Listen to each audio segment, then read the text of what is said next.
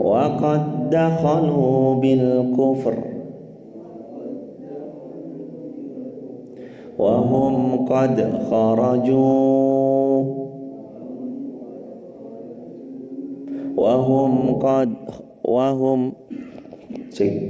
وهم قد خرجوا به والله أعلم بما كانوا يكتمون.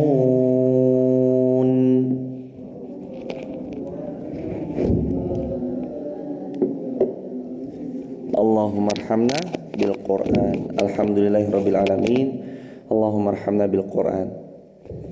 Jamaah sekalian yang dimuliakan Allah, ada beberapa ayat yang barusan sudah kita baca dengan seizin Allah. Mudah-mudahan Allah karuni kita keistiqomahan, mata kita terus memandang kepada Al-Quran sebelum kita memandang kepada selainnya, dan semoga kita nanti semua wafatnya husnul khatimah. Dua kalinya sholawat juga bertangkaikan salam teruntuk manusia paling mulia, baginda Rasulullah Muhammad sallallahu alaihi wasallam. Allahumma salli wa sallim wa zid wa an'im wa karim wa barik alaih. Al-Maidah ayat 58. Silakan hadirin dibuka. Wa idza nadaitum ila shalah, dan apabila kamu menyeru kepada mereka, dan apabila kalian mengajak kepada mereka ila shalah, untuk menunaikan salat, ittakhazuha huzwan wa la'iba, mereka hanya akan menjadikan salat yang kalian ajakkan kepada mereka dijadikan oleh mereka bahan ejekan, wa la'iba, dan bahan permainan. Firman Allah dalam ayat ini dikatakan oleh Al-Imam Ibnu Katsir rahimahullah, artinya ketika kalian mengumandangkan azan, menyeru untuk sholat, maka mereka pun menjadikan azan itu sebagai bahan ejekan. Yakni mereka benar-benar tidak mengerti esensi ibadah kepada Allah, tidak mengerti bagaimana syariat Allah, padahal sholat itu merupakan amalan yang paling utama bagi orang-orang yang berakal dan orang-orang yang mengetahui jika orang-orang itu memiliki akal. Jadi amalan yang paling utama ketika Rasulullah SAW ditanya, ya Rasulullah, Ayul a'mal ahabbu ilallah ya Rasulullah. Ketika Rasul ditanya, ya Rasulullah, amal apa yang paling dicintai Allah? Nabi SAW menjawab dengan 3. Yang pertama, as-salatu ala waqtiha, salat kamu tepat waktu. Yang kedua, al-birrul walidain, berbaktilah kalian kepada kedua orang tua. Yang ketiga, wal jihadu fi sabilillah, berjihadlah kalian di jalan Allah. Di satu kesempatan yang lain Nabi juga pernah ditanya, ya Rasulullah, amal apa amalan yang paling Allah cintai, amal apa yang paling terbaik? Nabi katakan kepada Sayyidina Ali bin Abi Thalib, jihad. Nabi juga sebelum menjawab, Nabi pastikan lagi jawaban itu tepat pada siapa yang bertanya. Nabi juga pernah ditanyai satu kesempatan, ya Rasulullah, berikan aku satu jawaban yang aku gak perlu lagi nanya selain pertanyaan ini yang aku ajukan kepadamu. Lalu Nabi jawab dengan sesuatu, qul amantu billah tsumma istaqim, beriman kepada Allah lalu istiqomah. Kenapa kok pertanyaannya seperti sama tapi jawabannya kepada setiap pihak berbeda? Karena sebelum jawab Nabi juga ngelihat siapa yang nanya. Itu Rasulullah sallallahu alaihi wasallam. Penting banget setiap kita sebelum jawab kepada satu soalan nanya. Masuk suaranya Mas? Gak masuk. Jazakumullah khairan. Cek 1 2 3. Subhanallah bihamdihi subhanallahil azim. Sebentar ya teman-teman, masuk suaranya, mohon izin. Subhanallah bihamdihi subhanallahil azim. Subhanallah bihamdihi subhanallahil azim. Subhanallah bihamdihi subhanallahil azim. Subhanallah bihamdihi subhanallahil azim. Subhanallah bihamdihi subhanallahil azim. Subhanallah bihamdihi subhanallahil azim. Enggak masuk, Mas? Subhanallah bihamdihi subhanallahil azim. Suaranya enggak ada ya? Subhanallah bihamdihi subhanallahil azim. Subhanallah bihamdihi subhanallahil azim. Cek.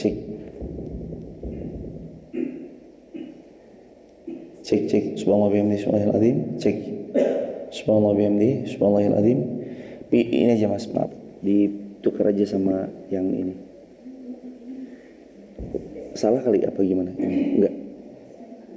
Benar. Ditukar aja, Mas, maaf. Sari. Ditarik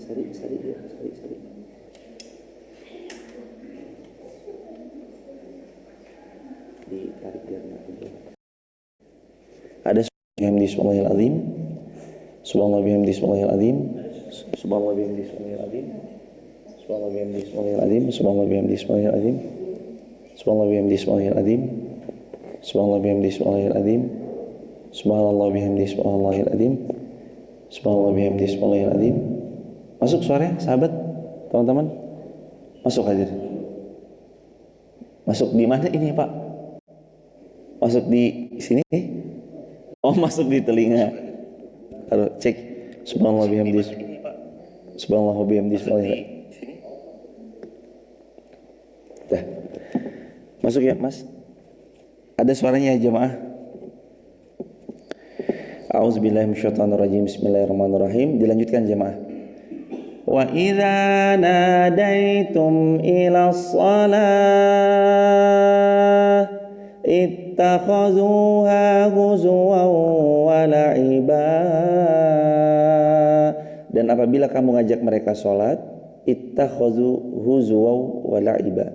Mereka menjadikan salat itu seperti bahan celaan, bahan ejekan bagi mereka, wa la'iba, dan dijadikan sholat itu hanya seperti candaan, sendau gurau belaka.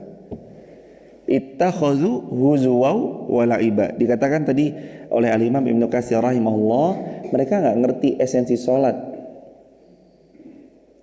Kalaulah mereka bangun, mereka hanya seperti orang yang malas-malasan untuk sholat. Tadi juga dikatakan orang-orang yang demikian, orang-orang yang menjadikan sholat sebagai ejekan. Bukan cuma sholatnya sebagai ejekan, tapi orang lain yang mau sholat ikut serta kena dalam ejekan-ejekan mereka juga. Ngapain sih sholat? Orang kerjaan. Ngapain sih sholat?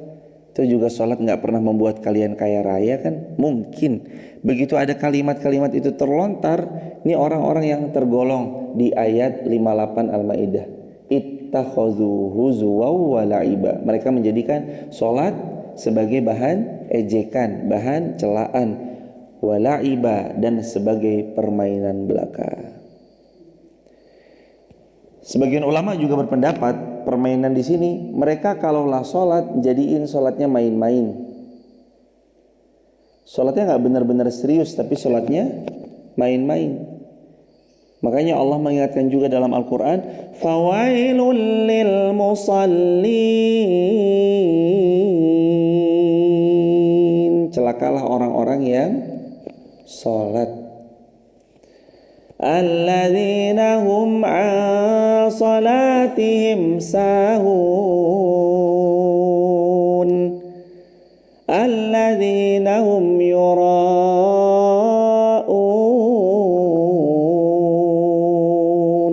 Celaka orang-orang yang sholat, yaitu orang yang lalai dalam sholatnya. Satu lagi, yaitu mereka-mereka yang ketika sholat maunya riya. Mereka sholat tapi maunya dipuji manusia.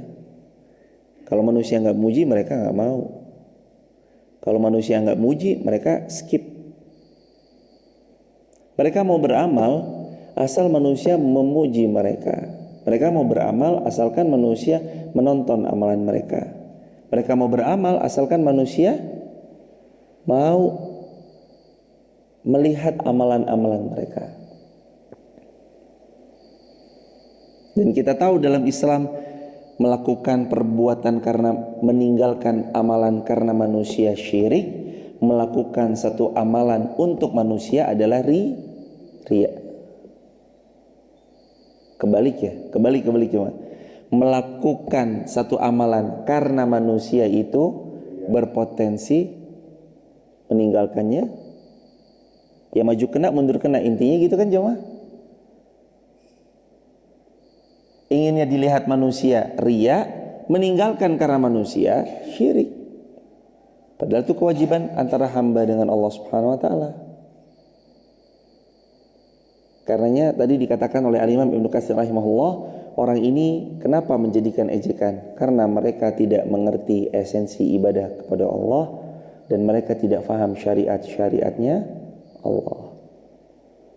Plus candaan di sini juga dikatakan oleh para ulama karena mereka menjadikan sholat bahan permainan. Ketika dirinya mau maju jadi pemimpin, baru mulai terlihat setiap subuh kemana. Nanti begitu udah gak kepilih jadi pemimpin, hilang lagi batang hidungnya dari masjid. Udah gak kelihatan lagi di masjid, gak tahu pergi kemana. Apakah semurah itu sholat? Sholat dijadikan kendaraan hanya untuk meraih kepentingan syahwat kekuasaan duniawi semata. Apakah serendah itu sholat? Padahal Nabi SAW sampai-sampai mengatakan, kalau kamu tahu apa yang ada di waktu subuh, pasti kamu akan datang untuk sholat subuh walau habuan, kata Rasulullah, walaupun dengan merangkak. Jangankan jalan, apalagi yang naik kendaraan, jangankan jalan, merangkak pun akan dia jabanin jemaah kalau untuk datang sholat subuh. Nabi bilang itu hadirin dalam hadis, saking mulianya kedudukan di waktu sholat subuh. Dzalika bi annahum qaumun la yaqilun.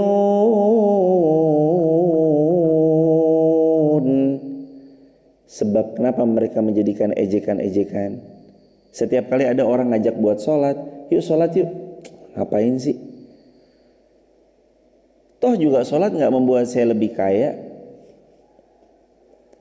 Hadirin, sholat membuat kita kaya, tapi hitung-hitungan kekayaan itu kan bukan cuma harta semata, tapi sholat membuat hati kita kaya. Sholat menghadirkan tenang, sholat mencegah dari perbuatan keji dan mungkar, sholat menjauhkan kita dari perkara yang gak Allah suka, dan sholat amalan yang paling utama yang Allah cinta, as-salatu ala waqtiha, sholat on time. Dan ciri-ciri orang ini disebutkan dalam Al-Quran, qaumul la yaqilun, mereka yang menjadikan sholat sebagai bahan ejekan, yang ketika diajak berbuat baik mereka malah mengejek, membuli, malah cenderung mencemooh, mengotori dengan komentar-komentar yang gak baik.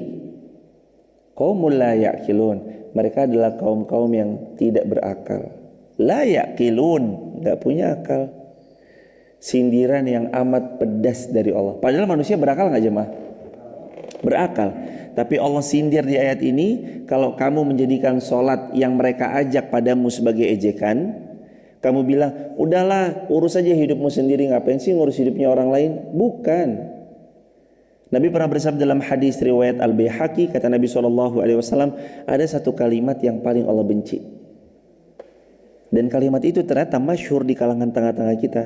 Kata Nabi, kalimat yang paling Allah benci itu adalah ketika seseorang mengingatkan saudaranya, bertakwa kalian kepada Allah, lalu saudaranya yang diingatkan itu mengatakan, urus saja dirimu sendiri. Itu kalimat yang paling Allah benci. Begitu nasihat datang, dia langsung nolak.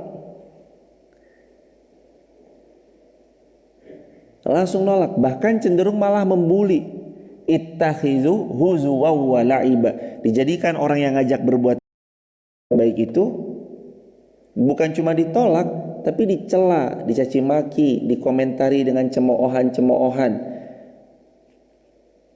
disumpah serapai. Ngapain sibuk banget ngurus orang? Lagian juga itu kan hidupnya belum bener juga sih. Ngapain sih ngurus hidupnya kita? Lagian situ juga masih lagian.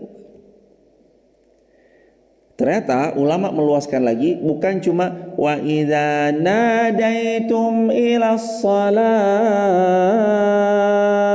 bukan cuma sekedar mengajak perihal salat, tapi mengajak kepada kebaikan secara keseluruhan.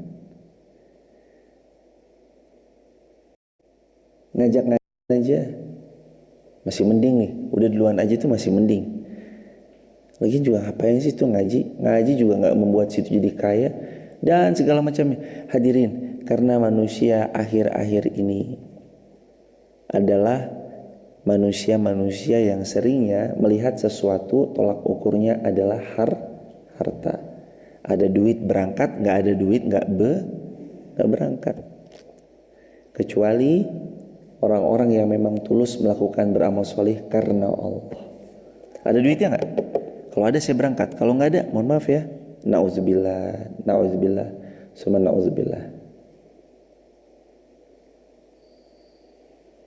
Ngajak berbuat baik. Ayo hadirin baca Quran. Ngapain sih baca Quran? Mending baca yang lain aja kali yang lebih bermanfaat. Informasi dunia terbaru, terupdate. Hadirin, Anda baca artikel 1 jam itu nggak akan pernah menjadikan wasilah untuk jadi syafaat pada hari kiamat. Sedangkan Al-Quran kata Nabi, Iqra'ul Qur'ana fa innal Qur'ana ya'ti yawmal qiyamah syafi'an li ashabi. Kamu banyak-banyak baca Al-Quran, karena Al-Quran yang kamu baca pada hari kiamat kelak akan memberi syafaat. Quran memberi syafaat. Lalu mereka menjadikan Quran sebagai bahan ejek-ejekan, olok-olokan. Mereka bilang Quran gak sempurna, mereka bilang Quran ada cacatnya, mereka bilang Quran perlu direvisi. Ini orang-orang yang qaumul la yaqilun, kaum yang tidak berakal. Padahal manusia berakal, tapi dia gak berakal. Siapa kaum-kaum yang tidak berakal? Yang menjadikan ajakan kebaikan sebagai bahan huzwa. Satu, orang tidak berakal itu adalah menjadikan ajakan kebaikan sebagai bahan cemoohan. Nomor satu, mereka selalu jadikan bahan ejekan dari ajakan kebaikan. Yang kedua, mereka selalu menjadikan ajakan kebaikan itu sebagai permainan. Main-main ketika sholat, gak serius dan gak khusyuk. Kalau khusyuk kan setiap kita juga berproses khusyuk. Tapi ketika seseorang itu menjadikan sholatnya sebagai bahan main-main, ini kaum-kaum yang disebut dalam ayat ini la yaqilun. Sholat emang butuh perjuangan untuk khusyuk? Iya. Apa perjuangannya untuk khusyuk? Cari tempat sholat yang nyaman dan tenang. Siapkan keamanannya agar ketika kita memiliki barang yang ditinggalkan di pintu atau sendal sepatu yang dipakai aman terkendali. Lalu berikutnya cari imam yang baik dalam bacaan. Berikutnya siapkan pakaian terbaik. Berikutnya siapkan sajadah terbaik. Itu jemaah. Jadi ciri-ciri orang yang disebut dalam Al-Quran la yaqilun, yang disebut la yaqilun itu dua. Satu, menjadikan bahan ejekan. Yang kedua, menjadikan bahan permainan.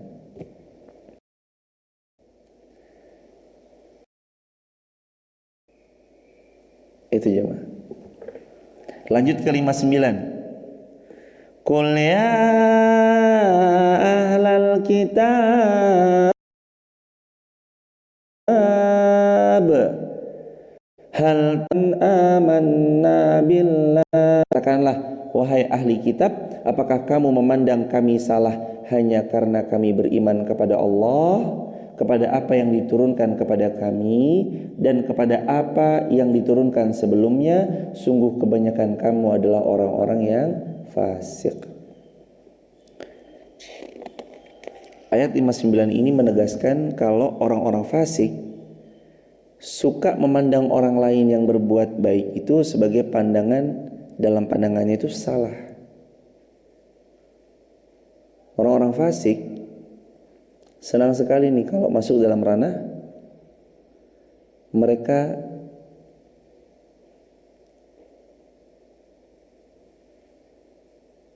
menyalahkan pihak lain.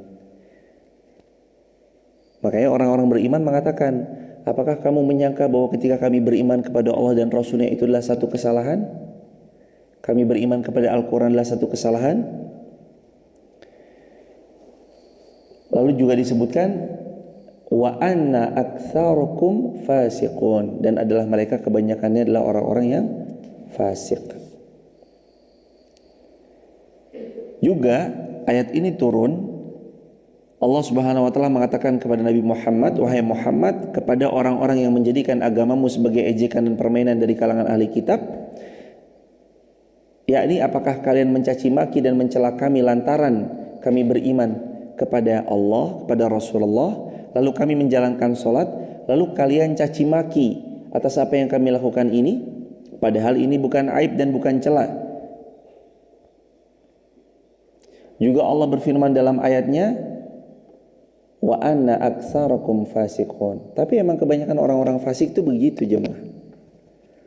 Orang-orang fasik mencela, orang-orang fasik menghina, orang-orang fasik menjatuhkan harkat martabat. Mereka menyalahkan orang-orang yang beriman. Ada sebagian yang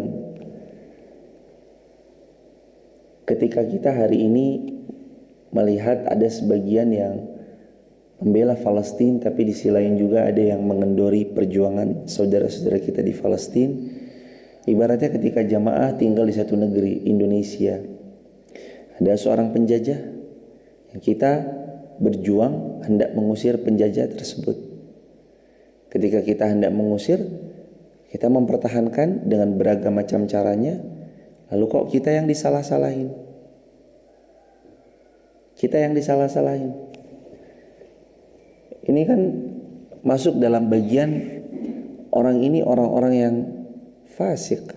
Dia tahu mana yang benar, tapi orang yang benar itu malah dia salah-salahin. Dia tahu siapa yang beriman, tapi orang beriman itu disalah-salahkan. Nabi SAW melihat fenomena-fenomena ini, zaman-zaman itu juga pernah ada di tengah-tengah beliau barisan orang-orang yang munafik, orang-orang yang fasik.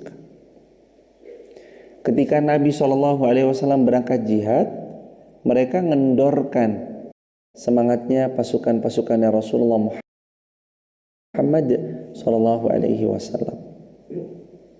Ngapain sih? Udah balik kanan aja.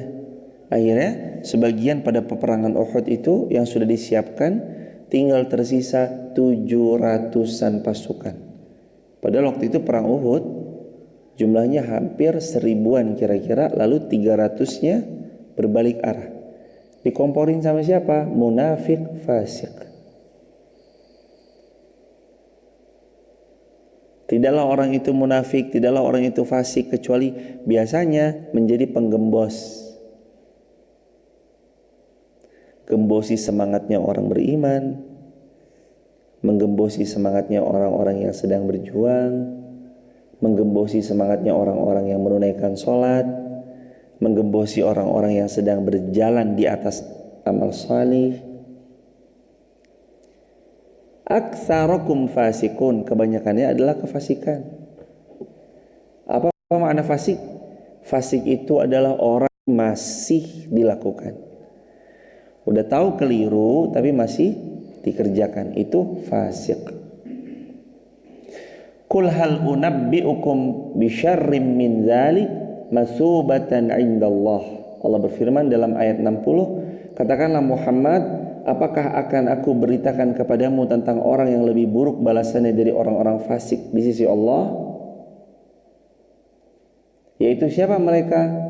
Man la'anahullah, yaitu orang-orang yang Allah laknat mereka, wa ghadiba alaih, Allah sangat marah dan murka kepada mereka, wa ja'ala minhumul qiradah wal khanazir, dan Allah akan jadikan mereka seperti kera dan babi, wa abadat taghut, dan mereka akan menyembah taghut. Siapa mereka? Mereka itulah orang-orang yang mendapatkan seburuk-buruk tempat kembali, an sawa as-sabil, ulaika syarrum makana, mereka dapat seburuk-buruk tempat kembali, wa adallu, lagi sesat terombang-ambing yang amat sangat parah, an sawa is-sabil, dan mereka itulah orang-orang yang tersesat dari jalan yang lurus. Siapa mereka? Mereka adalah orang-orang yang munafik lagi fasik. Mereka adalah orang-orang yang munafik lagi fasik. Tertera dalam hadis Nabi SAW, la yu'minu ahadukum hatta hawahu taba'an lima ji'tu bih, kata Nabi, tidak beriman salah seorang di antara kalian sebelum kalian menjadikan apa yang aku bawa, artinya syariat Allah, membuat hawa nafsu kalian itu tunduk padanya. La yu'minu ahadukum, tidak beriman salah seorang di antara kalian, hatta, sampai hawahu, hawa nafsunya, taba'an, tunduk, lima ji'tu bih, dengan apa yang aku diutus olehnya. Artinya Rasul punya syariat. Rasul sallallahu alaihi wasallam membawa syariat. Rasul sallallahu alaihi wasallam sudah menyampaikan sesuatu. Kalau kita disebutkan sebagai orang-orang beriman dan kita mau disebut sebagai orang beriman, maka hawa nafsu kita harus tunduk. Hawa nafsu kita ini harus tunduk, jemaah, sama apa yang Nabi sabdakan sallallahu alaihi wasallam, sallallahu alaihi wasallam, dan para sahabat Nabi sudah mencontohkan apa. Semoga Allah senantiasa mencurahkan ridha Allah kepada beliau semuanya. Wallahu a'lamu bima kanu yaktumun. Nah, jawabannya, siapa mereka itu yang ada di ayat 60? Mereka adalah seburuk-buruk manusia yang akan mendapatkan tempat terburuknya untuk kembalinya, dan mereka akan mendapat laknat dan murkanya Allah, dan mereka akan dijadikan oleh Allah kiradah wal khanazir, jadi kera dan babi adalah mereka. Wa idza ja'ukum, adalah mereka, yaitu orang-orang munafik seperti yang tadi diutarakan, atau orang-orang Yahud, qalu amanna wa qad dakhalu bil kufr. Alhamdulillah. Yaitu orang-orang Yahud dan munafik yang ketika mereka datang kepada kalian, qalu amanna wa qad dakhalu bil kufr, mereka mengatakan kami telah beriman, padahal nyatanya mereka adalah kufur. Wahum qad kharaju bih, dan mereka keluar membawa kekufuran. Wallahu a'lamu bima kanu yaktumun, dan mereka itulah orang-orang yang menyembunyikan apa yang mereka ketahui. Jadi siapa yang dapat laknatnya Allah? Siapa yang dapat murkanya Allah? Siapa yang akan dijadikan kera? Siapa yang akan dijadikan babi? Dan sesiapa juga yang akan dijauhkan daripada petunjuk dan dia tersesat dengan tempat kembali yang seburuk-buruknya tempat, disebutkan dalam ayat ke-62-nya, mereka adalah orang-orang munafik dan orang-orang Yahud. Orang munafik dan orang-orang Yahud. Wa tara katsiran minhum yusari'una fil itsm wal 'udwan wa aklihim suht, labi'sa ma kanu ya'malun. Dan kamu akan melihat, nah ini karakternya orang-orang Yahud. Kalau jamaah mau tahu, ini karakternya ini begini. Jadi kalau nanti ada kita damai ya, damai, tiba-tiba dia mengingkari perjanjian perdamaian yang telah disepakati. Damai, gencatan senjata, ternyata dia mengingkari gencatan senjata, akhirnya dia nyerang lagi dan segala macamnya, bahkan membombardir dan sampai habis luar biasa.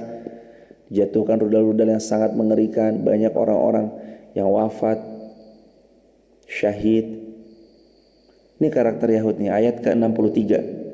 Dan kamu akan melihat di antara orang-orang Yahud, mereka berlomba-lomba berbuat dosa.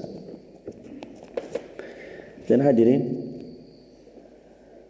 Islam tuh nggak pernah mengenal jumlah sedikit atau jumlah banyak. Seperti yang kemarin kita bahas, Al-Baqarah 149 ya, kalau tidak keliru. Kam min fi'atin qalilatin ghalabat mi'atan katsiratan biidznillah. Berapa banyak jumlah yang sedikit mampu mengalahkan jumlah pasukan dalam angka yang lebih banyak, yang lebih besar. Mungkin jumlah kita sedikit, mungkin jumlah kita nggak banyak, mungkin kita memang terbatas. Tapi dalam sejarah Islam, kemenangan itu nggak ditentukan oleh 113 lawan 1000 pun menang, Allah menangkan. Kenapa? Karena penduduknya bertakwa, beriman kepada Allah Subhanahu wa taala. Kita tahu Al-Baqarah Allah berfirman bukan 149, mohon maaf, diralat 249. Al-Baqarah 249, kam min fi'atin qalilatin ghalabat mi'atan katsiratan biidznillah. Berapa banyak pasukan kecil melibas pasukan besar dengan izin Allah. Perjuangan jemaah, isyariman aumud syahidan. Dan karakter orang-orang Yahud dari dulu ya begitu. Allah firmankan dalam Al-Quran, karakternya diantaranya adalah mereka berlomba-lomba, yusari'una fil itsmi wal udwan, berlomba-lomba berbuat dosa. Dan pasukan-pasukannya Israel ini, hadirin, udah banyak yang terombang-ambing juga karena mereka melakukan sesuatu yang sebenarnya bertentangan dengan hati nurani mereka. Maka kalau jemaah lihat videonya, ada yang stres, ada yang baru ngeliat ketapel aja ketakutan, mereka ngeliat ketapel ketakutan, baru dibawakan batu sama saudara-saudara kita di Filistin, yakni mereka sudah ketakutan luar biasa, berontak jiwanya karena fitrahnya manusia itu nggak begitu, sampai melakukan sesuatu yang genosida besar-besaran. Banyak yang wafat itu dari kalangan perempuan dan anak-anak. Padahal Islam jelas-jelas kalau dalam peperangan 8 syaratnya. Gak boleh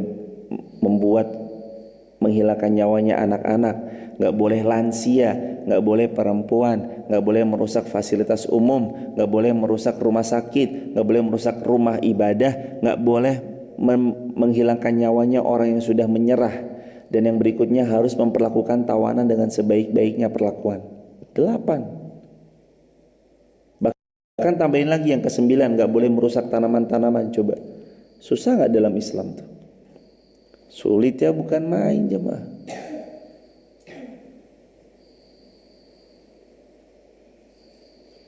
Perjuangan saudara-saudara kita di Palestina, semoga Allah selalu melindungi beliau, merahmati beliau, dan Allah menangkan Islam di tangan kita dan di tangan seluruh kaum muslimin insyaallah. Perjuangan yang memang sebagai kaum muslimin seperti itu harusnya jemaah. Mereka memperjuangkan ardul muqaddasah, tanah mulia lagi penuh dengan keberkahan, tanah sucinya kaum muslimin. Jadi jangan dikira tanah suci kita itu cuma Mekah Madinah. Kita punya tanah suci satu lagi yang sering hari-hari ini dilupakan oleh sebagian kita. Maka ayo kita ingat-ingat lagi bahwa tanah suci kita itu ada 3. Aqsa, tanah suci kita. Selain tentu saja Makkah dan Madinah. Maka bela semampunya. Dan ingat ya jemaah, ini kalimat saya bilang di banyak pertemuan, Aqsa pasti menang. Udah fix, gak ada sedikit pun keraguan dalam hati ini, karena Nabi yang telah berjanji, kalian itu pasti akan membuka Aqsa. Kita semua akan memenangkan nih jemaah. Tapi pertanyaannya, di mana kita saat nanti kemenangan itu Allah hadirkan? Palestina akan meraih kemuliaannya dengan kita ikut atau tanpa kita ikut. Dengan atau tanpa kita, Palestina pasti akan meraih kemuliaannya, akan meraih kemenangannya. Dengan atau tanpa kita. Tapi pertanyaannya, kita nanti ada di barisan sebelah mana saat Palestina merdeka? Saat Palestina meraih kemuliaan dan kejayaannya, kegemilangannya. Saat Aqsa nanti dengan pertolongan Allah dibuka, kita ada di barisan mana? Apakah Anda di barisan orang yang mensupport atau yang menggembosi dari dalam? Apakah Anda adalah orang-orang yang mensupport ataukah Anda orang-orang yang membocori kapal dari dalam sehingga membuat kapal itu keraguan di hati saya pribadi jemaah akan kemenangannya Aqsa? Nggak ada keraguan sedikit pun, nggak ada. Wallah nggak ada. Sebagaimana ketika Nabi mengatakan latuftahanal Konstantinia, akan kamu taklukkan Konstantinopel atau Konstantinopolis. Wala ni'mal amiru amiruha wala ni'mal jaishu dzalikal jaish. Nanti yang memimpin namanya ini Jenderal Muhammad Al-Fatih. Namanya Sultan Murad II. Tapi diberi hadiah karena ia membenarkan risalah Nabi Muhammad, bisyarahnya atau kabar gembiranya Nabi Muhammad, dan gelarnya Al-Fatih. Al-Fatih itu artinya penakluk kemustahilan, membuka dari sesuatu yang selama ini tertutup rapat-rapat. Fatih. Masjid kita dinamakan nama Muhammad, tentu sematan nama Muhammad, yakni nama yang paling kita cintai, Rasulullah Muhammad SAW. Al-Fatih artinya pembuka. Kalau digabung juga salah satunya merujuk kepada Sultan Muhammad Al-Fatih. Nabi waktu itu sudah bilang jauh sebelum beliau lahir. Nabi sudah bilang jauh sebelum beliau ada.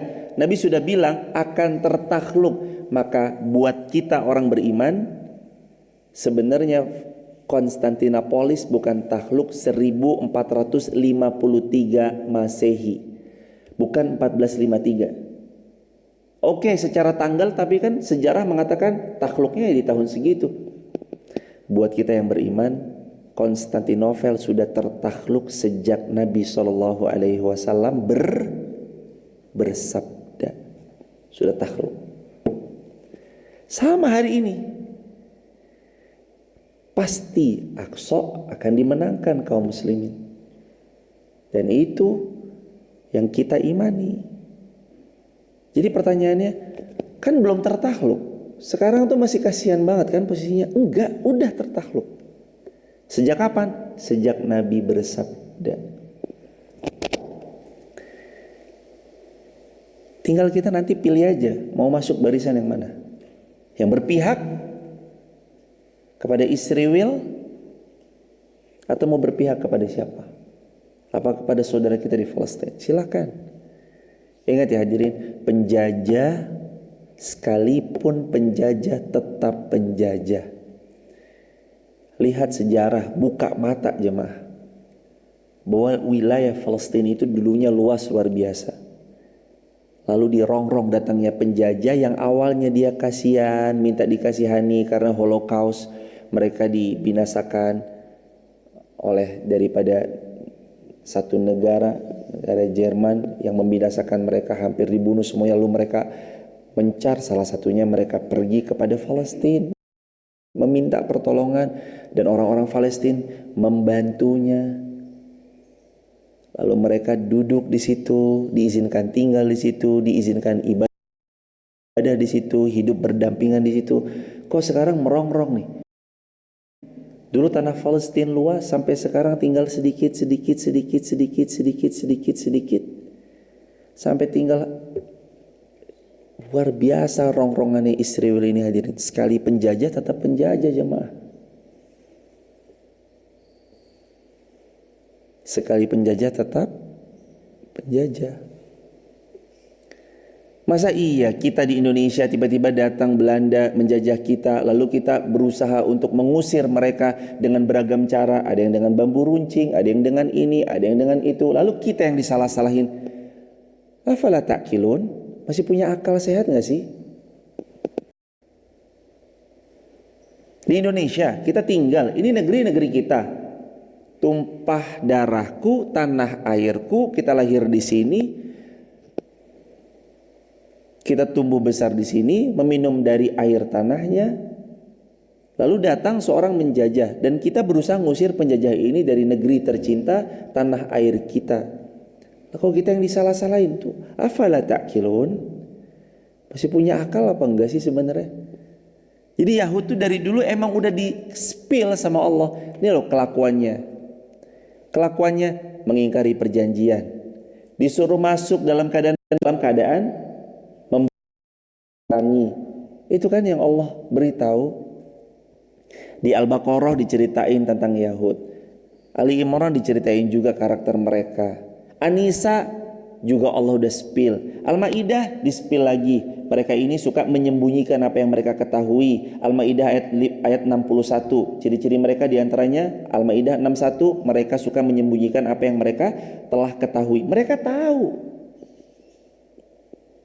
Mereka tahu tapi mereka sembunyiin. Ciri-ciri mereka yang lain, mereka diantaranya adalah orang yang paling munafik, bermanis-manis di lisan, lain di hati mereka. Mereka adalah orang-orang yang kelak dilaknat Allah. Dan bahkan hari ini pun juga mereka dilaknat Allah sampai hari kiamat. Mereka dilaknat Allah, dimurkai Allah, dijadikan qiradah wal khanazir, kera maupun babi, dan mereka adalah orang-orang yang menyembah taghut, sesembahan selain Allah. Juga karakter-karakter mereka adalah orang yang apabila mereka bertemu sama orang-orang beriman yang mengajak berbuat baik, mereka malah menjadikan bahan ejekan dan bahan olokan. Nauzubillah summa nauzubillah. Dan ciri-ciri mereka juga kamu akan melihat, minhum adalah mereka yusari'una fil ismi wal udwan. Mereka adalah orang-orang yang berlomba-lomba dalam berbuat dosa dan berbuat kerusakan atau permusuhan. Itu mereka tuh jemaah. Sebelumnya berdampingan Nasara baik kaum muslimin, berdampingan aja di Palestina, gak ada masalah.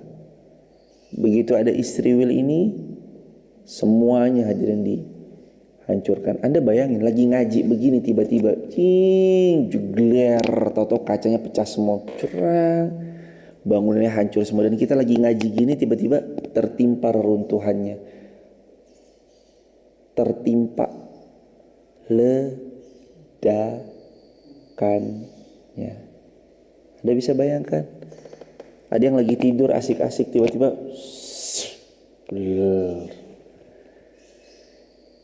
apa perasaannya hadirin?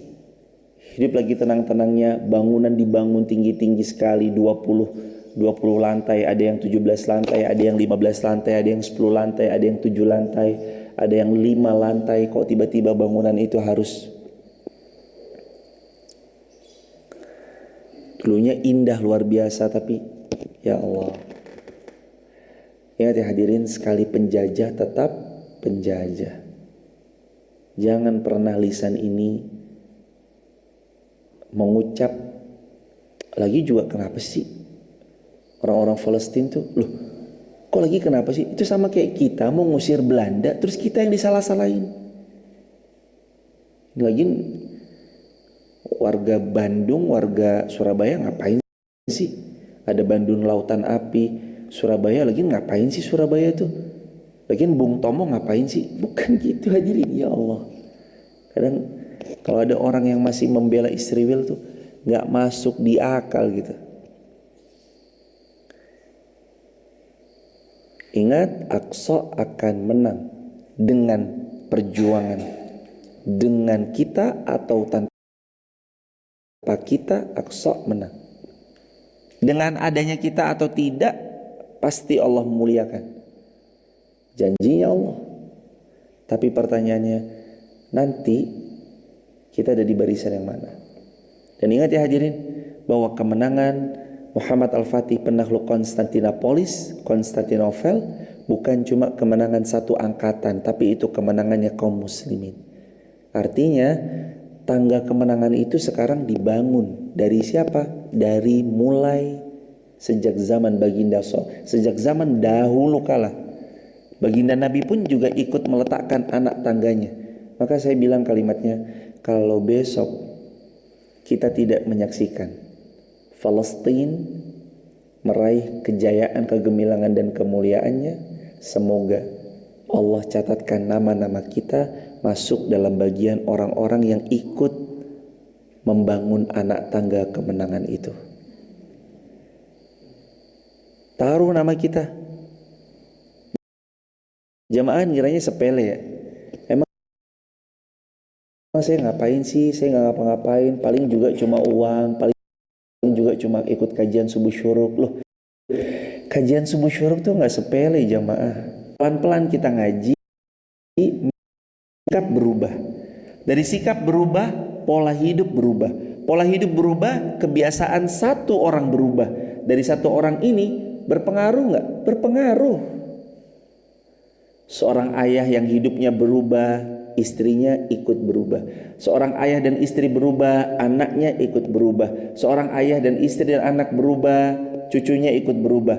Ayah, istri, anak, cucu berubah, cicitnya ikut berubah. Ayah, istri, anak, cucu, cicit berubah, canggahnya ikut berubah. Saat satu keluarga besar berubah, berpotensi merubah keluarga terdekatnya. Keluarga terdekat dan keluarga besar itu berubah, berpotensi lingkungannya. Keluarga besar, keluarga terdekat dan lingkungannya berubah, berpotensi wilayah itu berubah. Wilayah itu berubah, negara itu berubah. Negara itu berubah, satu dunia berubah. Semua itu saling berefek jemaah. Jangan dikira saya nggak bisa apa-apa, cuma bisa bantu doa. Doa aja udah mahal. Saya cuma bisa mempersiapkan diri jadi ibu yang baik dengan berilmu sebelum saya nanti ngajarin pagi-pagi sama anak saya. Insya Allah saya siapkan diri saya, spill waktu 1 jam, spare. Saya siapkan waktu 1 jam untuk belajar. Itu merubah. Jangan dikira ini lagi nggak berjuang. Ini lagi berjuang. Cuman skupnya berbeda. Mereka berjuang di tanah airnya. Kalau dekat saya yakin jamaah. Kalau dekat mungkin anak STM udah pada berangkat ke Israel jamaah. Kalau dekat ibarat Israel itu cuma kayak Wonosobo Banjarnegara. Misalkan dekatnya. Mungkin anak-anak STM, SMK udah pada berangkat tuh jamaah. Wah Israel sini loh. Udah pada bawa gear, pada bawa ini. Ngelihat yang kayak gitu loh jamaah. Bukan cuma anak-anak STM, mungkin kita semuanya udah berangkat kalau dekat jemaah. Karena la isha illa ishul akhirah. Apa yang dikatakan para ulama? La isha illa ishul akhirah. Tidak ada kehidupan kecuali ishul akhirah, kehidupan di akhirat. Hidup di dunia ini sebenarnya transit doang, bukan kehidupan abadi, karena nggak ada yang abadi. Di dunia ini cuma transit doang jemaah. La isha illa ishul akhirah. Tidak ada kehidupan kecuali kehidupan di akhirat. Saya yakin kok jemaah Indonesia mencintai Palestina. Kalau aja Israel dekat, mungkin udah digempur dari belahan mana aja tuh, udah Kalimantan datang, sini datang, itu datang. Mungkin udah seperti itu hadirin. Allahu Akbar walillahil hamd. Ada yang gemes juga jemaah. Dan ingat ya hadirin, salah satu kemenangan kaum muslimin itu, walaupun jumlahnya sedikit kok bisa menang. Jelas yang nomor satu pertolongannya Allah. Tapi yang kedua, ini yang sekarang Allah karuniakan kepada Palestina. Dibuatnya musuh itu punya rasa takut kepada kalian kalau beriman. Kalau kita beriman, musuh genter jamaah. Kalau kita beriman, musuh-musuh itu takut jamaah. Mental mereka tuh nggak ngerti, karena mereka nggak punya iskariman aumut syahidan. Mereka nggak ngerti itu. Mereka takut mati, mereka tuh takut mati, benci mati bahkan mereka itu. Kalau kita wafat jelas, wafatnya mati syahid. Tapi kalau mereka wafat mau kemana? Mereka bingung, makanya mereka gemeteran. Makanya cuma ngelihat ban gelinding aja mereka ketakutan. Ban gelinding mereka ketakutan. Itu salah satu faktor kunci kemenangan. Kalau kita beriman, musuh pun takut jemaah. Kalau kita beriman, mereka gentar. Kalau kita beriman sama Allah, kita tahu kita kuat, mereka akan lari terbirit-birit.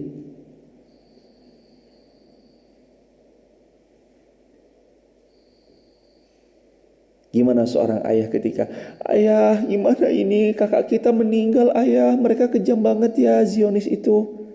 Ayah gimana ini ibu. Alhamdulillah, kul alhamdulillah. Enggak, alhamdulillah, bilang alhamdulillah. Coba jemaah lihat videonya. Ketika ada orang bilang, ayah gimana ini, kul alhamdulillah. Masya Allah, kayak apa itu mentalnya jemaah? Enggak boleh bilang gitu. Alhamdulillah. Mental, it's about mentality. Ini tentang mentalnya jemaah. Kalau kita kayak gitu mungkin kita udah gak kuat, udah. Lihat apa jemaah? Anak kecil kehilangan ibunya. Kemarin dia hilangin nyawanya kakek, terus dia hilangin nyawanya nenek, terus sekarang adik perempuan, terus kakak, sekarang ibu saya. Gimana ini ayah? Kul alhamdulillah. Enggak. Alhamdulillah. Mental apa itu jemaah? Mental iman. Mereka tahu la isya illa isyul akhirah. Gak ada kemuliaan kecuali kemuliaan di akhirat. Gak ada la isya, gak ada kehidupan illa isyul akhirah, kecuali kehidupan di negeri akhirat. Emang kampung kita mah di sana. Jadi sekarang mah ayo jabanin jemaah. Untuk membela ardul muqaddasah.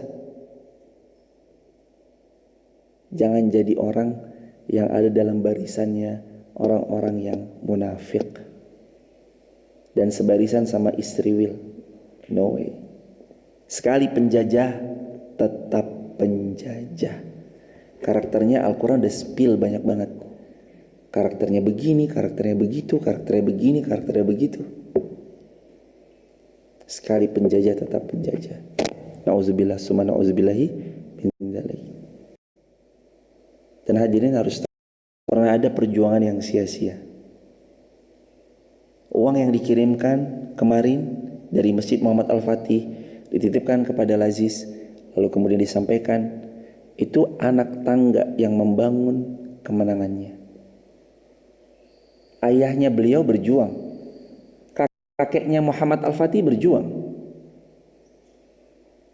Sampai sahabat Nabi SAW pun sudah tua, beliau bilang, berpesan sama pasukannya Sayyidina Umar bin Khattab, bawa serta aku ke sana, biarkan aku dikubur di sana, agar nanti ketika pasukan yang Nabi janjikan menjadi penakluk kota itu, aku mendengar derap langkah kaki mereka. Itu jemaah, semangat tuh jemaah. Padahal udah tua jemaah, tapi mentalnya bukan mental kerupuk. It's about mentality. Ini tentang mental jemaah. Orang beriman tuh terkenal mentalnya perwira, jiwanya perkasa, fisiknya terlatih. Nabi yang bilang SAW, ajari anakmu, berarti memang dari kecilnya udah disiapin. Ajari anakmu memanah, berkuda, berenang. Yang Nabi katakan, ajari bapakmu, ajari kakakmu, ajari mbahmu atau anakmu, ajari anakmu. Berarti kaderisasi, persiapan sudah disiapkan sedari sedini mungkin. Ajari anakmu, berarti kalau ajari anakmu, bapaknya pintar nggak? Pintar jemaah. Ajari anakmu, berarti bapaknya ahli nggak? Ahli jemaah. Ajari anakmu. Coba difahami diksinya baik-baik ya. Yang ngajar kan yang pintar kan? Yang diajar siapa? Anak kan masih kecil. Ajari anakmu sedini mungkin. Mentalnya dipupuk. Ustadz gimana ntar kalau anak saya nanya, itu kenapa sih? Oh berarti Allah gak sayang ya sama istri Will gitu. Kadang ntar muncul tuh pertanyaan, Abah emang itu kenapa sih Palestina sama istri Will? Berarti Allah gak sayang ya sama istri Will. Muncul pertanyaan gitu, ceritain sama anak. Anakku gimana nanti kita lagi main nih di pekarangan rumah. Kita lagi main, tiba-tiba ada orang asing datang. Lalu dia, aku boleh nggak numpang di sini? Terus kita berbaik hati, anakku. Iya, orang asing itu kita persilakan. Silakan masuk gitu. Habis masuk, terus dia bilang lagi, aku boleh nggak ikut main? Disuruh keluar. Loh, ini rumah saya. Habis itu kita dikeluarin lagi dari pagar, pagarnya ditutup, dikunci. Kita di luar sama semua sekeluarga ini di luar. Terus rumahnya gimana, Abah? Ya rumahnya diakuin sebagai rumahnya dia. Terus kasur-kasurnya diakui sebagai kasurnya dia. Terus dapurnya dan peralatannya diakui sebagai miliknya dia. Terus semuanya jadi punya dia. Iya. Loh, kan awalnya punya kita, Abah. Iya, awalnya punya kita. Berarti dia jahat banget ya. Seperti itulah Israel kepada Filistin. Tanahnya Filistin awalnya yang luas, lama-lama dirongrong, diakui sebagai hak miliknya dia. Ingat, sekali penjajah tetap penjajah. Sekali penjajah tetap penjajah.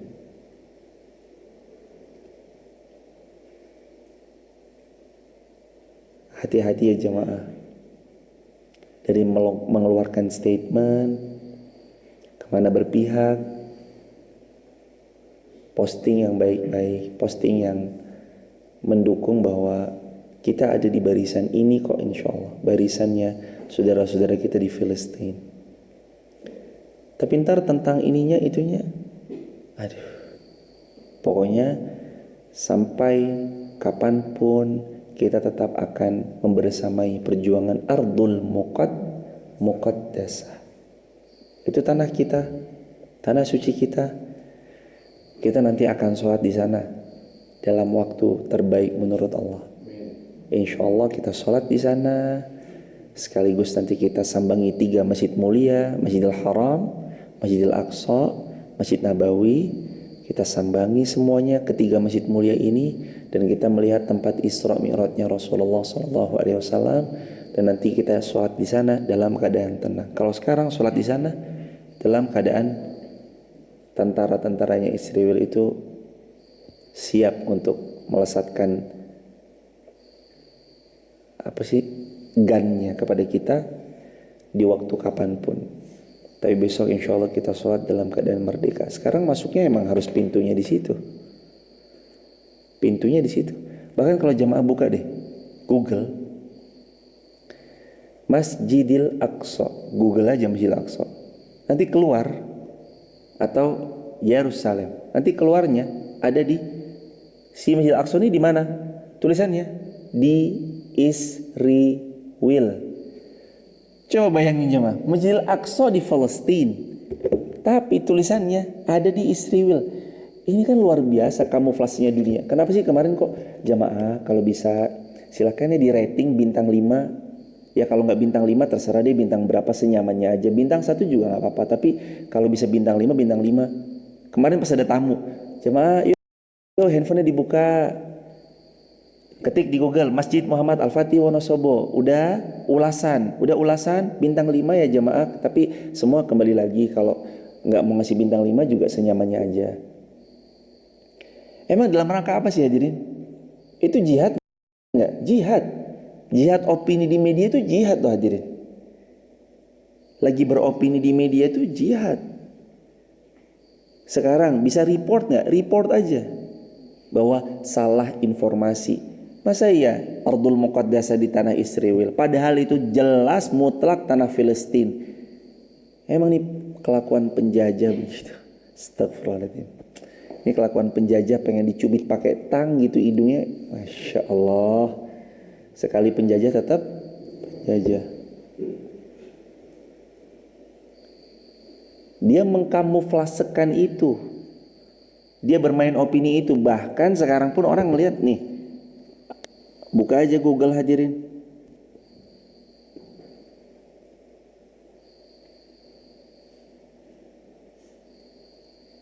Masjidil Aqsa di mana?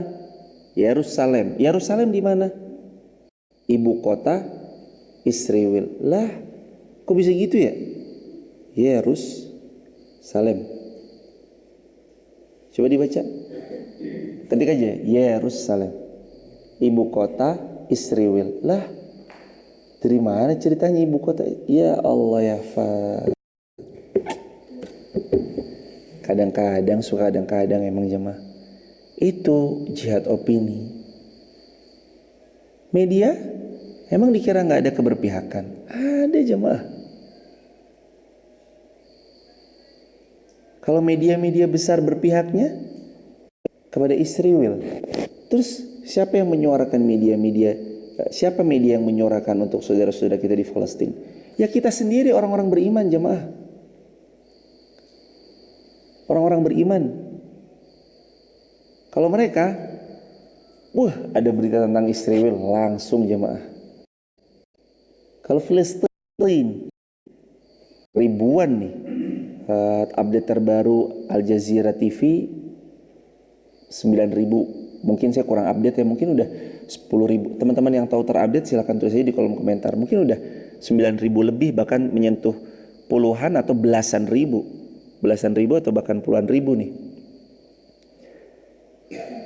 Media kan bungkam. Mereka pro kepada tadi perang opininya. Mau digiring kemana nih opininya nih? Maka jamaah hari ini tuh saya sering mengulang-ulang kalimat ini, pokoknya diulang-ulang aja di majelis taklim atau di kajian-kajian. Pakai sosial media untuk berjihad di jalan Allah, untuk bawa opini yang benar, bawa opini yang sesungguhnya, bawa opini yang real, yang nyata. Jihad opini itu sekarang jemaah. Sosial media itu jadi jihad opini. Posting yang baik, upload yang baik, unggah yang baik. Jangan ada waktu kecuali kita berikan kesempatan terbaik itu untuk terus mendukung, memberikan support kepada saudara kita di Filistin. Tapi gak ada dampaknya. Siapa bilang uang saya 2.000 gak ada dampaknya? Enggak, ada dampaknya. Allah yang berfirman, "Faman ya'mal mithqala dzarratin khairan yarah, wa man ya'mal mithqala dzarratin sarran yarah." Kalau kamu buat baik kecil, walau 1.000, 2.000, Allah balas. Syarran yarah, begitu juga kalau kamu berbuat buruk. Syarr yarah, suatu saat kamu akan lihat keburukan kecil yang pernah kamu lakukan. Jangan dikira gak ada. Terus jamaah bilang postingan saya mah gak ngefek Ustadz. Siapa bilang postingan kita gak ngefek? Kata siapa hadirin? Orang mindsetnya berubah gara-gara ngeliat postingan Anda. Sekali penjajah tetap penjajah. Ingat gak? Beberapa media berusaha menggiring opini. Dikatakan bahwa Jenderal Sudirman itu adalah disebut dalam media besar itu teroris Sudirman. Waduh, Jenderal Sudirman. Siapa lagi? Ada sebagian para pejuang di Indonesia, para pahlawan di Indonesia disebut dengan klaim yang seperti itu. Sekarang dunia itu jihad opini. Maka mainkan opinimu, tampakkan, tunjukkan, mainkan. Jihad opini nih jemaah. Jihad opini. Ayo berjihad. Sosial media dipakai jihad. Udah pakai jihad dulu deh. Sosial media pokoknya pakai jihad, pakai jihad, pakai jihad. Semoga Allah karunia kita melihat kemenangan di tanah kaum muslimin. Kalaulah kita belum melihat secara langsung kemenangan itu, maka yakinkan pada diri kita, semoga nama kita ada dalam daftar di antara orang-orang yang ikut membangun anak tangga kemenangannya. Bangun anak tangganya. Dibangun dari sekarang. Mulai dari membangun apa? Subuh bangun. Ingat ya hadirin, pertanyaannya kan gede. Kita yang gak sholat, kita yang gak taat syariat, Lah, tadi kan Allah berfirman dalam Al-Quran. Maksudnya mereka yang menjadikan ittakhazuha huzwa wa la'iba. Mereka-mereka yang dimurkai Allah itu adalah mereka yang ketika diajak sholat mereka malah huzwa wa la'iba, menjadikan ajakan kebaikan itu sebagai cemooh, bahan ejekan, walaiba, dan menjadikan ia sebagai sendau gurau, permainan. Terus maksudnya ia menang, ia gemilang, tapi di tangan siapa? Di tangan yang gak bangun sholat subuh, di tangan yang gak taat syariat, di tangan yang masih suka mengkonsumsi apa yang Allah murkai, di tangan yang mengatakan udah gak apa-apa deh riba. Ya elah, halal kali riba. Kata siapa riba halal? Allah yang berfirman wa harramar riba. Terus berharap kemenangan datang dari mereka, mustahil. Muhammad Al-Fatih sejak kecil hafal Quran. Muhammad Al-Fatih sejak balik tidak pernah meninggalkan sholat tahajud. Muhammad Al-Fatih terjaga 5 waktu, terjaga sholat sunnah rawatibnya. Muhammad Al-Fatih terjaga sedekah-sedekahnya, rutin bersedekah. Setiap hari beliau tinggal di sebuah istana top kapi itu, top couple. Sekarang insya Allah kita sampai ke Turki, nanti kita silaturahmi ke sana. Di istana itu ada 4.000 orang yang setiap hari diberikan sedekah makanan oleh Sultan Muhammad Al-Fatih. Satu hari 3 kali makan. 4.000 orang kali 3 kali makan, 12.000 orang tiap hari dikasih makanan gratis. Tidak meninggalkan sholatnya, terjaga sunnahnya, terjaga rawatibnya, sholat tahajudnya, tidak pernah bermaksiat. Kalaulah salah langsung istighfar, selalu berzikir, terjaga konektivitasnya kepada Allah. Makanya Nabi bilang sebaik-baik panglima jenderal yang menaklukkannya sebaik-baiknya panglima. Pasukannya sebaik-baik pasukan. Lalu kita berharap kita yang maksudnya kita lalu kita mau gimana nih jemaah? Mulai berjuang dari mana? Mulailah berjuang untuk bangun sholat subuh. Bangun subuh. Habis subuh jangan tidur. Bangun mental yang baik. Tadabbur Al-Quran. Baca Quran. Ingat gak? Mata kita harus ngelihat Quran sebelum mata kita ngelihat mata. Lihat Quran dulu. Sebelum ketemu orang, lihat Quran. Ngomong. Kita lagi ngomong sama siapa? Kita baca Quran, sebenarnya kita lagi diajak berbicara oleh Allah. Allah lagi bicara sama kita. Nih aku kasih tahu ya, istri Will tuh karakternya A, B, C, X, Z. Nih kamu, yang menciptakan siapa sih? Allah. Yang paling tahu karakternya Allah, karena Allah sang pencipta. Terus kita lupa, kita gak bangun sholat subuh, kita gak sedekah, kita gak baca Quran, kita malas-malesan. Terus diharapkan dari orang pemalas ini? Enggak jemaah. Emang dikiranya Sultan Muhammad Al-Fatih itu amalannya biasa-biasa aja? Enggak. Jangankan Sultan Muhammad Al-Fatih, terlalu jauh. Emang dikira Jenderal Sudirman tuh gak punya pegangan? Pegangannya kuat, tauhidnya kuat, prinsip hidupnya jelas. Ishkariman aumut syahidan adalah tujuan. Sampai-sampai bahkan dikatakan Jenderal Sudirman tidak pernah tidak berzikir, kecuali bahkan ketika ditanduk pun tangannya penuh dengan zikir kepada Allah. Itulah wala ilaha illallah. Lagi ditanduk, beliau pun berzikir. Subhanallah, alhamdulillah, wa la ilaha illallah, Allahu akbar. Menang di tangan mereka jemaah. Orang-orang yang kuat, zikir, subuh bangun. Ini gimana mau nakhlukin istri Will kalau subuh aja belum bangun? Bangun subuh. Jangan tidur lagi habis subuh. Ayo semangat. PR kita jemaah, mulai dari memperbaiki diri kita. Jadi kita baik, keluarga baik, lingkungan baik, wilayah baik, negara baik. Satu dunia ini akan kena dampak kebaikannya. Semangat. Ayo kita jihad di sosial media. masing-masing. Jangan lupa juga untuk tabayyun, karena takut-takut video yang jamaah sebar juga video yang gak benar. Hati-hati sama hoax, karena Islam juga harus melihat informasi itu, harus di cross check sebelum dia sebarkan. Jangan sampai kita menimbulkan sesuatu yang gak pas. Apa yang bisa diperjuangkan, perjuangkan. Walau dengan harta-harta, dengan doa. Jangan sampai enggak sama sekali. Lalu terus kemudian, insyaallah bi'inillah, sambil banyak-banyak juga mempersiapkan diri, mempersiapkan keturunan-keturunan kita, supaya jadi bukan cuma yang hafal Quran, tapi mereka mengamalkan Al-Quran, mengerti konsep bagaimana mereka harus melanjutkan estafet kebaikan ini. Karena estafet ini nanti dilanjutkan jemaah. Ingat ya jemaah, ingat sekali lagi, gak mungkin saya membersamai gini terus. November 2023 ceramah ini ditayangkan. Belum tentu bahkan akhir November besok saya masih hidup.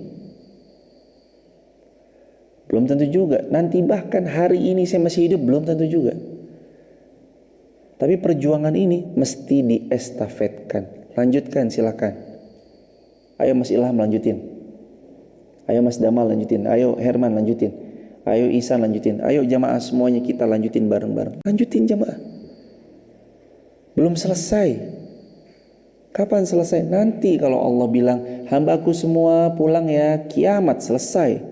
Selama belum kiamat, belum selesai. Dan sejarah membuktikan, saat kerajaan-kerajaan banyak yang akhirnya bertumbangan, dua yang tetap ada sampai sekarang. Masjidnya dan pondok pesantrennya. Masjidnya dan pondok pesantrennya. Coba lihat. Walau kerajaan udah gak ada, yang tetap ada masjidnya dan pondok pesantrennya. Kerajaan udah gak ada, tapi masjidnya, pondok pesantrennya tetap ada. Maka mari ayo jemaah. Nanti kita semua wafat, yang ngisi bukan kita lagi, anak-anak kita, cucu kita. Orang-orang yang terus nanti pelan-pelan meramaikan kembali, memakmurkan kembali masjid-masjidnya Allah. Gak tahu sampai kapan kita bisa saling membersamai. Jamaah membersamai untuk ngaji, kami membersamai untuk ngaji juga. Kita belajar bareng-bareng di sini. Gak tahu sampai kapan. Tapi yang jelas, mari kita bersiap untuk menyongsong kegemilangan itu. Dimulai dari anak tangga yang kita bangun di hari ini. Subuh, bangun. Buka Quran. Tadabbur Al-Quran. Kenali supaya hidup kita dapat cahaya, dapat guidance. Karena Allah berfirman dalam Al-Quran, Zalikal kitab, itulah Al-Quran, la raiba fih, gak ada keraguan di dalamnya, hudal lil muttaqin. Al-Quran itu adalah petunjuk untuk orang-orang yang bertakwa. Muttaqin, yang bertakwa. Barakallahu fikum, semoga Allah mengkaruniai kita kemuliaan di dunia, kemuliaan di akhirat, dijauhkan dari siksa api neraka. Rabbana atina fid dunya hasanah wa fil akhirati hasanah wa qina azabannar. Walhamdulillahi rabbil alamin. Mohon izin jamaah, hari ini kami bertolak ke Medan. Mudah-mudahan Allah mudahkan, Allah berkahi, Allah selamatkan sampai pulang lagi ke sini. Kalaulah qadar Allah, ternyata kami tidak pulang lagi ke sini, titip. Silakan dilanjutkan perjuangan dalam menciarkan agama Allah. Dan semoga Allah ridho dengan apa yang kita perjuangkan, insya. Dan satu lagi hadirin, insya Allah kami safarnya itu tanggal hari ini, safarnya sebelum zuhur, nanti berangkat kemungkinan sampai tanggal 13. Jadi 13 sore itu baru berangkat dari Medan kalau tidak salah. Sore ya mas? 13 sore baru berangkat, pesawatnya dari Medan ke Jogja, nanti Jogja jalur darat lagi ke Wonosobo. Dan juga buat teman-teman di Medan, dilihat aja di grup, sudah kami share di grup Sahabat UIR ya, info kajian di Medan. Nanti teman-teman bisa silaturahmi di sana. Kita bakal silaturahmi insya Allah bareng-bareng kalau Allah izinkan insya Allah. Sekali, ingat sekali lagi jemaah, sekali penjajah tetap penjajah. Ayo doakan saudara kita di Palestina. Allahumma ansur ikhwanal muslimina fi Palestin, Allahumma ansur ikhwanal muslimina fi Suriah, wa fi Rohingya, wa fi Uyghur, wa fi kulli biladil muslimin. Allahumma a'izzal Islam wal muslimin. Rabbana hab lana min azwajina wa dzurriyyatina qurrata a'yun waj'alna muttaqina imama. Rabbana atina min ladunka rahmah wa hayyi lana min amrina rasyada wa min kulli dhikin makhraja min kulli usrin yusra. Rabbana atina fid dunya hasanah fil akhirati hasanah wa qina adzabannar. Alhamdulillahi rabbil alamin. Subhana rabbika rabbil izzati amma yasifun. Assalamu al mursalin. Alhamdulillahi rabbil alamin. Salam buat warga di rumah, buat sahabat kalau ada yang mau bergabung di grup WhatsApp kajian kami silahkan tap link di bio, sebut nama asal kota asal negara. Dan buat sahabat kalau ada juga yang mau berkenan membersamai pembangunan pondok pesantren untuk gedung-gedung pondok pesantren penghafal Al-Quran, baik itu SD-nya ataupun itu nanti pondok pesantrennya, teman-teman juga bisa nanti tap link di bio. Di situ ada membersamai pembangunan Masjid Muhammad Al-Fatih. Itu semuanya hanya atas nama Masjid Muhammad Al-Fatih. Begitu ya teman-teman. Barakallahu fikum. Semoga Allah memuliakan teman-teman semuanya. Kalau ada juga yang mau bergabung di grup WhatsApp kajian kami, save nomor WA-nya 081213607020. Kita akhiri dengan kafaratul majlis. Subhanakallahumma bihamdika asyhadu an la ilaha illa anta astaghfiruka wa atubu ilaik. Assalamualaikum warahmatullahi wabarakatuh.